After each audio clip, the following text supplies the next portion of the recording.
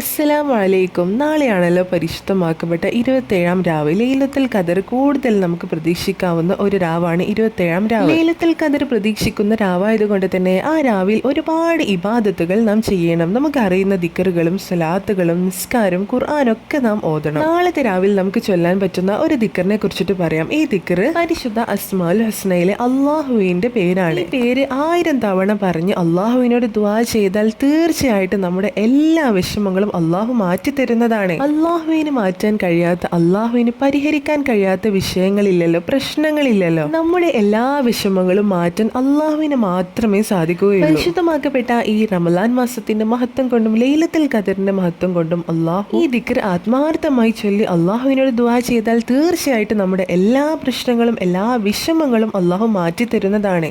നമ്മുടെ ജീവിതത്തിലെ എല്ലാ വിഷമങ്ങളും പ്രയാസങ്ങളൊക്കെ മാറാനുള്ള വഴി അള്ളാഹു കാണിച്ചു തരുന്നതാണ്. അള്ളാഹു ആണ് സത്യം. അള്ളാഹുവിന്റെ മഹത്തായ വിശേഷണങ്ങളിൽ ഒന്നാണ് ഈ പറയാൻ പോകുന്ന അസ്മാഉൽ ഹുസ്നയിലെ ഈ ദിക്ർ. പരിശുദ്ധ ഖുർആനിൽ 227 പ്രാവശ്യം ഈ നാമം ആവർത്തിച്ചു വന്നിട്ടുണ്ട്. യഥാർത്ഥ സത്യം അള്ളാഹുവിൻ്റെത് മാത്രമാണ്. സൃഷ്ടികളുടേതെല്ലാം അവൻ നൽകുന്നതാണ്. അനന്തമായ യാഥാർത്ഥ്യമാണ് അള്ളാഹു. എല്ലാ ദിവസവും ഈ ദിക്ർ വെറും 1000 പ്രാവശ്യം ചൊല്ലിയാൽ നമ്മുടെ എല്ലാ വിഷമങ്ങളും നീങ്ങുന്നതാണ്. ഇത്രയും മഹത്വമുള്ള ഈ ദിക്ർ ഏതാണെന്ന് പറയാം. പരിശുദ്ധ അസ്മാഉൽ ഹുസ്നയിലെ 52-ാം നാമമായിട്ടുള്ള യാ ഹഖു യാ അല്ലാ എന്നാണ് നാം ചൊല്ലേണ്ട ദിക്ർ. യാ ഹഖു യാ അല്ലാ എന്ന ഇസ്മിന്റെ അർത്ഥം സത്യമായവനെ എന്നാണ്. വളരെ എളുപ്പത്തിൽ ചുരുങ്ങിയ സമയം കൊണ്ട് നമുക്ക് ചൊല്ലി തീർക്കാവുന്ന ഒരു ദിക്റാണിത്. എല്ലാവരും ചൊല്ലുക. ഇൻഷാ അല്ലാ നമുക്ക് എല്ലാവർക്കും ഈ ദിക്ർ ചൊല്ലാനുള്ള തൗഫീഖ് അല്ലാഹു നൽകട്ടെ. ആമീൻ.